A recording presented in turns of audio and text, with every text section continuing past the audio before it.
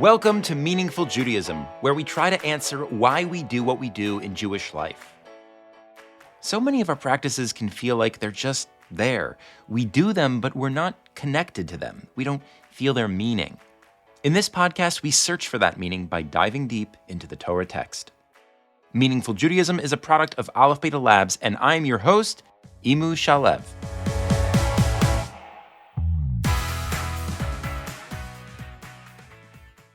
Welcome back to our adventure through Torah text to discover the hidden meaning behind the mitzvah of Tzitzit. This is part 2, so if you haven't yet listened to part 1, it should be in your podcasting feed. Go back, take a listen. In part 1, we asked some major questions about Tzitzit. Why do we wear them? Are they supposed to ward off sin somehow? I pointed out that hasn't quite been my experience of Tzitzit. They don't ward away the cheeseburgers. And we asked questions about some Tzitzit oddities like the blue string. Why does it need to be blue? Why can't it be red or hot pink? And the name Tzitzit, which means sprouts or blossoms. And the fact that they're called Gedilim in Deuteronomy and how that seems strange. So in today's episode, we'll make an attempt at answering those questions. And I think the best place to start is where we left off, where we saw how Tzitzit draws from the story of the spies, as if Tzitzit somehow would prevent the sin of the spies from happening in the future. We notice that the people's sense of unworthiness is what seems to have caused them to abandon their relationship with God, to believe that God was setting them up to fail, sending them into a land with giants. Tzitzit somehow are supposed to help us with that sense of unworthiness. But how? Daniel and I pick up our conversation with that thread. Pun intended. You know, because tzitzits have threads. I mean, they have strings. That's kind of like a thread. Never mind. Here we go.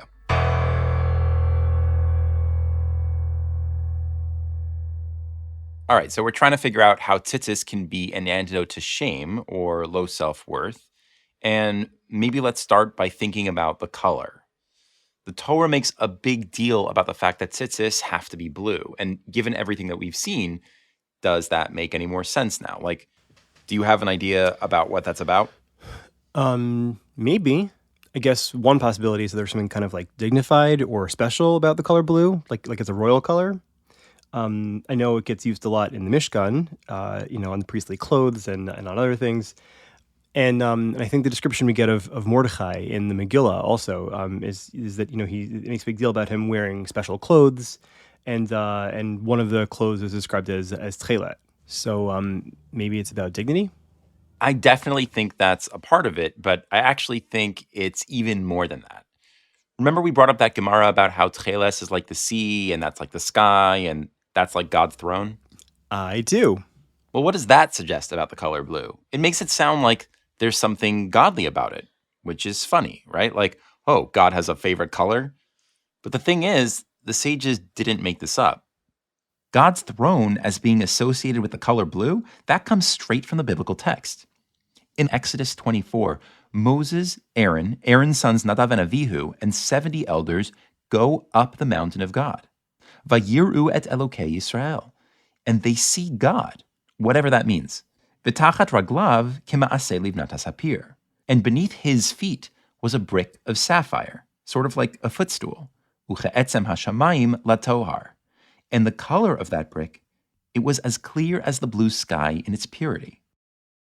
I don't know what to make of that mysterious story, but it feels like the imagery the Torah is going for is clear. The clear blue sky, the heavens that we can see, that is God's footstool. God is above us, and we don't have direct access to him. But the sky that we see every day, that's where his feet, as it were, rest, which means that there's something godly about blue.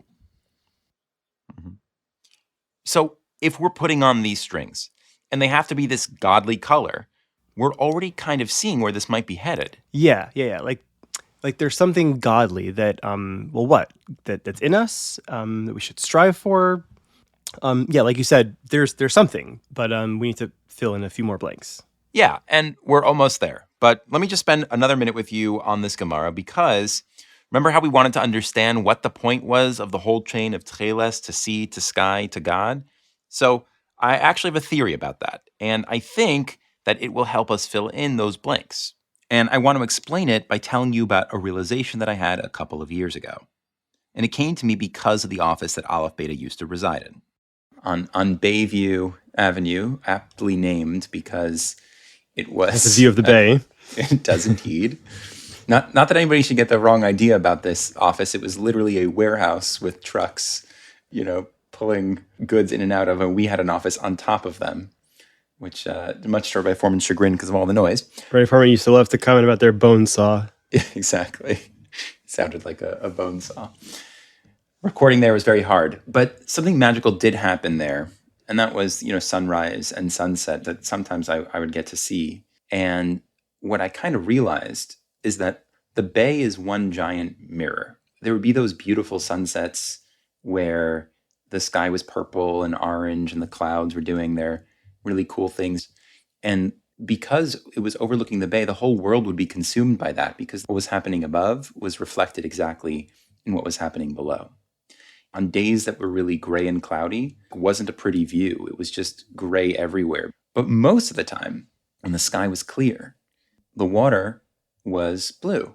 It just hit me in an instant that there's this mirror that whatever was happening above was happening below. But yeah, I remember. It was really nice to just, take a break for a couple minutes and just go stare at the skyline there. I'm really curious where you're going with this, though.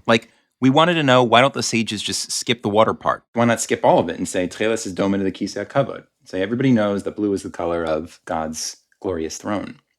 So here's what I think. I think that we don't say that because we don't often see God's glorious throne, right? I love how you said often. We don't often see his throne. Yeah, exactly, right? It's like, maybe once a month, not more than that. Exactly. So we don't see God's throne.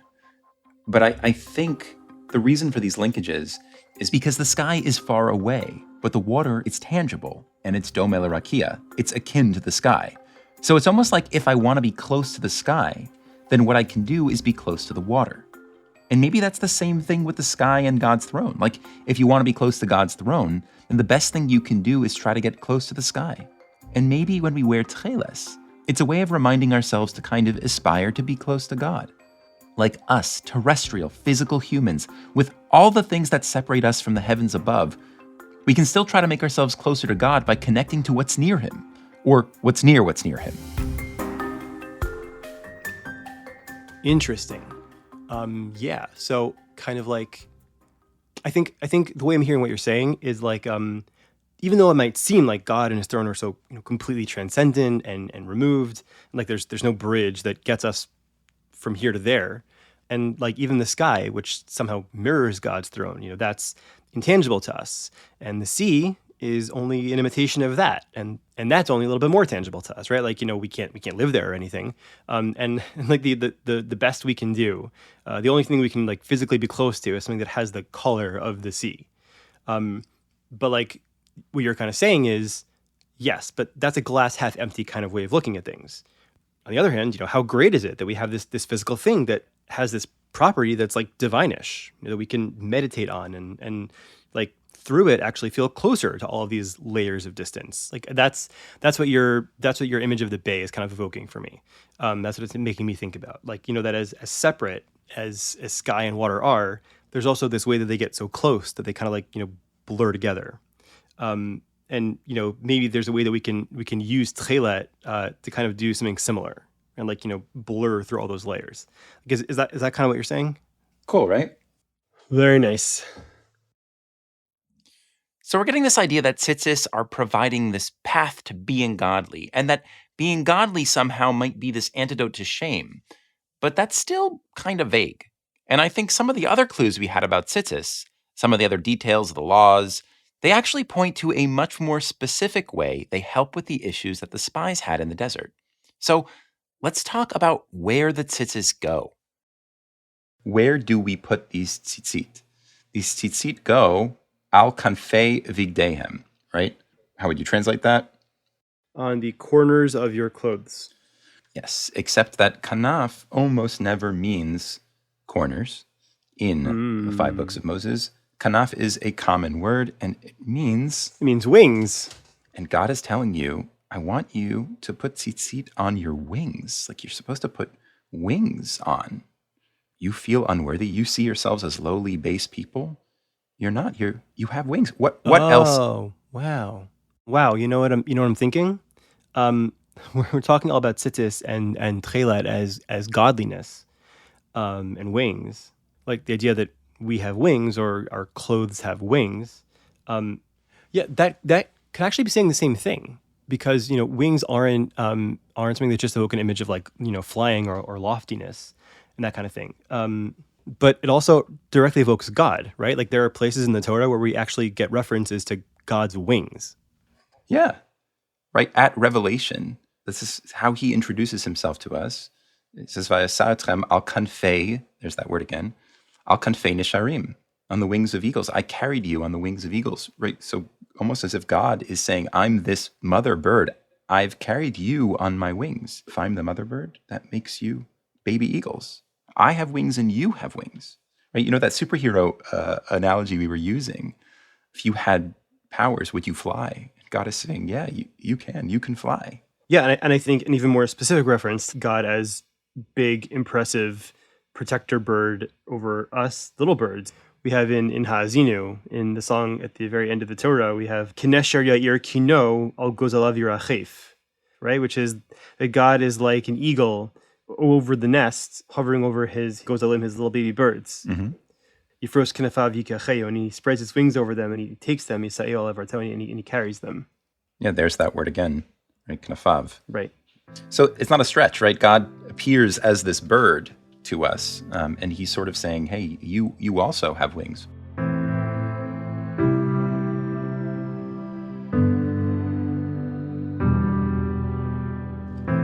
How are tzitzis an antidote to shame? Well, we are people of the earth. We're not of the heavens. But God symbolically asks us to put on wings. We can't reach the heavens, so we take the dye that we find in the sea that mirrors the heavens, and we use that to get as close to God as we possibly can.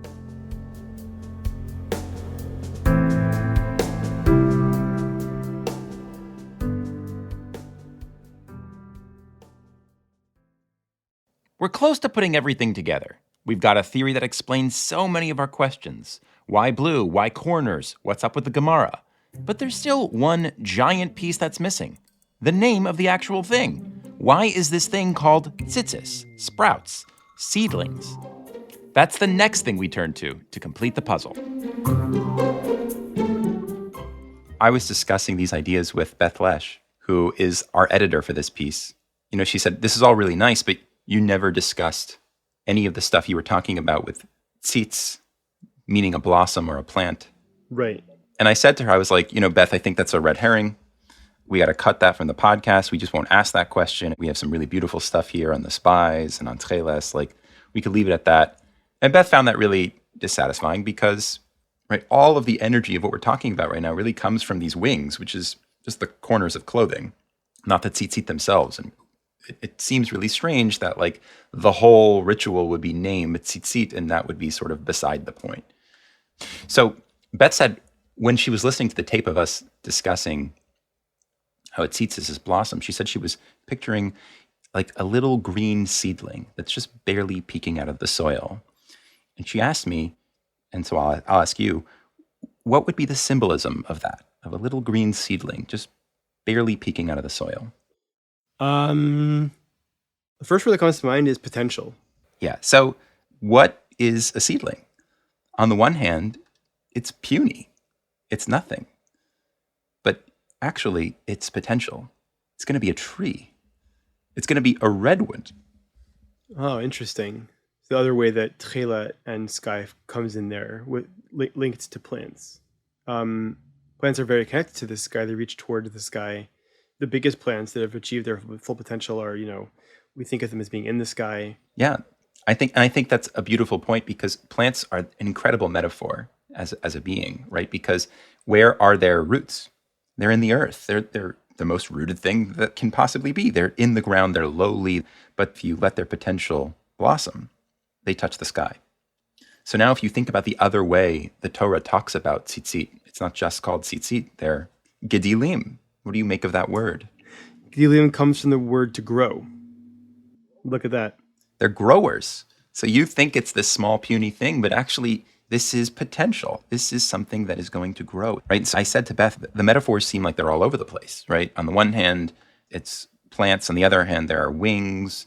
Yeah, but I mean, the way we're seeing everything now, like all the metaphors are really kind of saying the same thing, right? Like it's all about growing or reaching or striving, like accepting that you might not be awesome or mighty or, I don't know, high achieving or like a really good person from a moral standpoint or, whatever. The point is, like, you might actually see yourself as small, like as a sprout, but sprouts grow, and things that have wings, they can fly.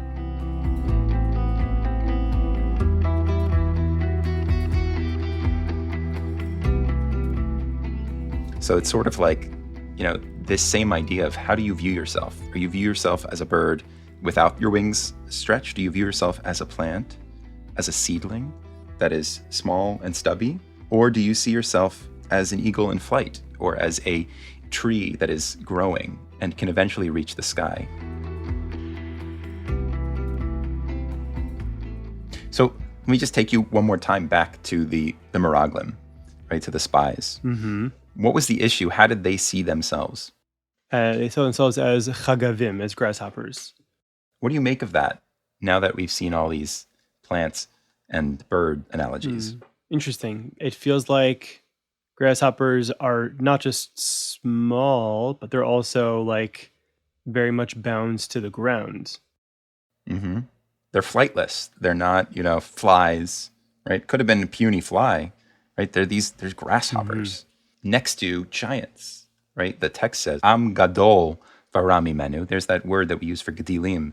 There is a nation that is bigger mimenu. Arim gdolot uvitzurot bashamayim.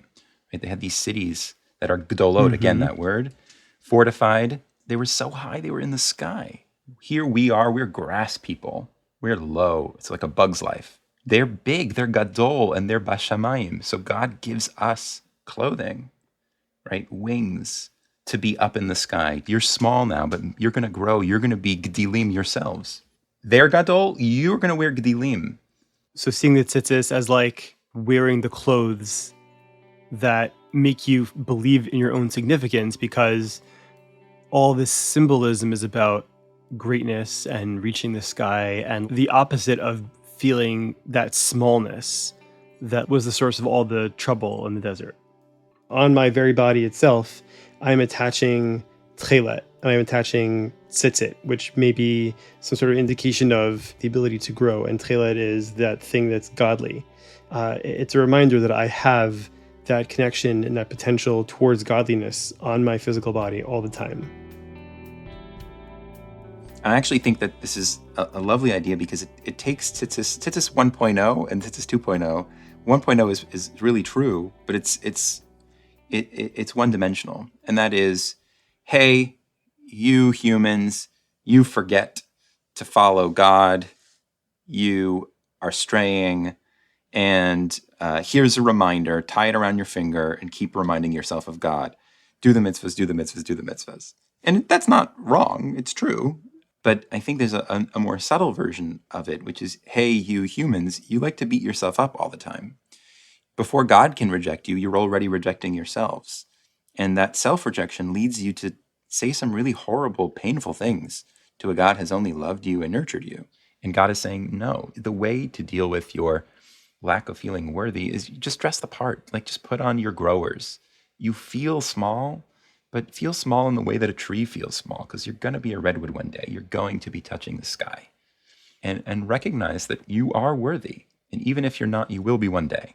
And that's enough. And I think that that has tremendous meaning for us in the 21st century.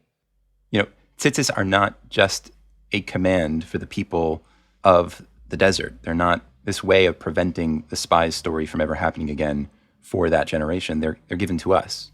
It's really interesting that you say that, because I'm just remembering when I was taking English in high school, we read the love song of Jail for Prufrock by T.S. Eliot. And the whole thrust of the poem is kind of these very human base moments of deciding what pants you're going to wear and how many spoons of coffee you're going to put in your coffee cup. And then this argument of how can we believe in like epic destiny and us being major protagonists of our own lives if like our lives are so base and silly and mundane. And there's this line at the end, I am no Prince Hamlet nor was meant to be.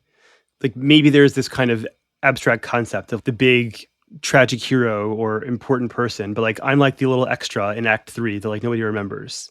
Yeah, I could totally see a version of this temptation existing nowadays where it's sort of like, I'm holy, I have this epic destiny as part of God's people with this grand chain of history that's still in the process of unfolding. Like, that must be someone else. That's not me.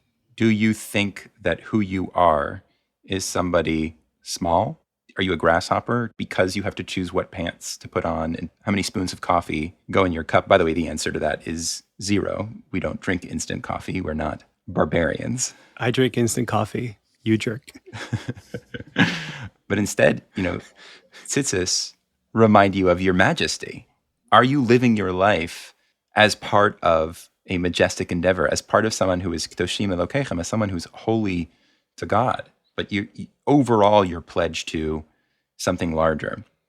For many of us, there's plenty of mundane work. And mundane doesn't just mean what pants you're choosing and how many spoons of instant coffee you're putting in your cup, but just the work of everyday life, of going to work, making money, raising kids. That might feel mundane too. And I think that there is some level of znus, some level of betraying a sacred relationship with God when we feel maybe a little bit of shame or unworthiness, sort of saying like, I don't think of myself as a godly person because there's so much other stuff in my life. So sure, I'll show up to shul on Shabbos, and sure, I'll keep the holidays, but I'm not always really all that engaged in my relationship with God. Our religious lives might be a little more compartmentalized.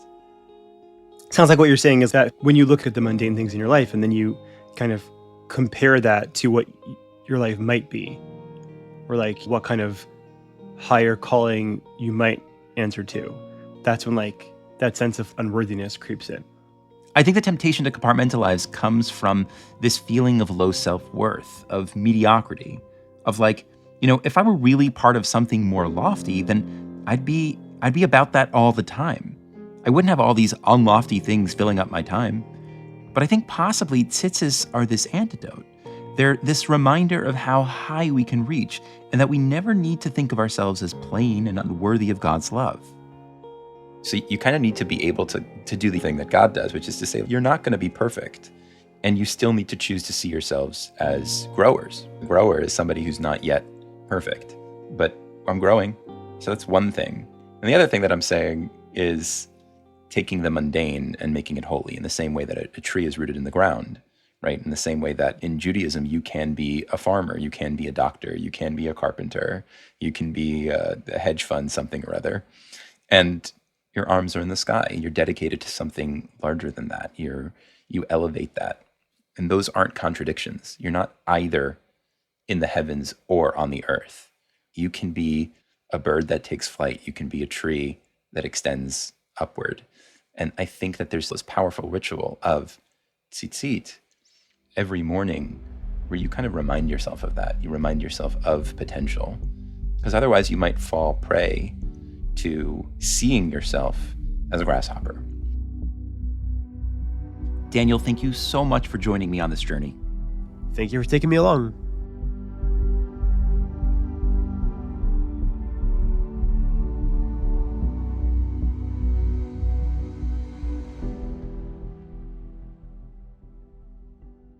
I have to say, looking back now after a few sessions of talking this material over, my experience of putting on tzitzis in the morning has been completely changed. When I used to put my tallis on in shul, sometimes arriving late, I'd try and wrap myself and murmur the blessings as fast as I can so I can get on with the rest of davening. But now, I sort of slow down when I get to shul. Putting my tallis on is a special moment that I try to steal for myself. There's this visceral feeling I get when I wrap myself in my tallis that I'm being wrapped by godly wings. It's like this divine hug. And yeah, I feel dignified. I stand a little taller. I feel more regal. And I'm struck by how I'm seeing myself in my own eyes as a dignified being. And then I look down at the tzitzis and the strands of blue and consider that these wings that I'm wearing, they're sky-tipped. That although I'm a lowly, earthbound being, I am transcendent too. I can touch the sky. and I'm brimming with potential. There's something deeply intimate and lovely about connecting with my Creator, by getting in touch with my own worthiness. In that sense, tzitzis have truly felt like a gift from God. And I just want to add that it's kind of weird. There's something intuitive to many people, certainly intuitive to me, about the role of guilt and shame in religious growth. For me, guilt and shame have always felt like noble feelings, like I have a conscience and it's reprimanding me for not living according to my values. It says, yeah, you should have spoken more nicely. Yeah, you should have went to that minyan. Yeah, you're really not living up to your potential. And yet, I've also experienced that guilt and shame have really limited value in spurring me to grow. And worse than that, they're not really a sustainable way of growing. At a certain point, my quote-unquote conscience is really a bully, shaming me, yelling at me to do better and be better. And the dark side of shame and unworthiness, what we saw happen with the spies, is a sort of learned helplessness, total resignation that I'll never live up to my potential, which is really nothing but destructive. I think the secret of tzitzis is that there is another way, and it's somewhat counterintuitive. It's a kind of growth that comes from first believing in our worthiness. Turns out, in my life, I'm faster to make an apology when I spend less time agonizing about what a terrible person I am. I'm a more joyful and easygoing parent when I don't let my mistakes get to me and define me as a failure of a father. And sure, there's a fear that gnaws at me that if I don't wrestle with my guilt, that if I don't hate myself just a little bit, I'll turn into a full-blown sociopathic narcissist who forgives himself everything and will be unbridledly selfish. But what if that's not our nature? What if thinking of ourselves as dignified, as angelic, as a tree mid-growth is a fearless way of fostering the best in us? That's the headspace I get into when I wrap myself in my tallis. Not looking at the lows, but at the dignity and the potential, the godliness inside of me. And I hope for you, our listeners, tzitzis inspires you to reach for the heavens too.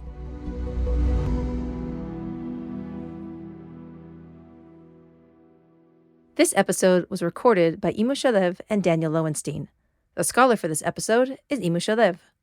The senior editor was Daniel Loewenstein, with additional editing by Beth Lesh. Our audio editor is me, Hillary Gutman. Our production manager is Adina Blaustein. Meaningful Judaism's editorial director is Imu Shalev. Thanks for listening, and we'll see you next time.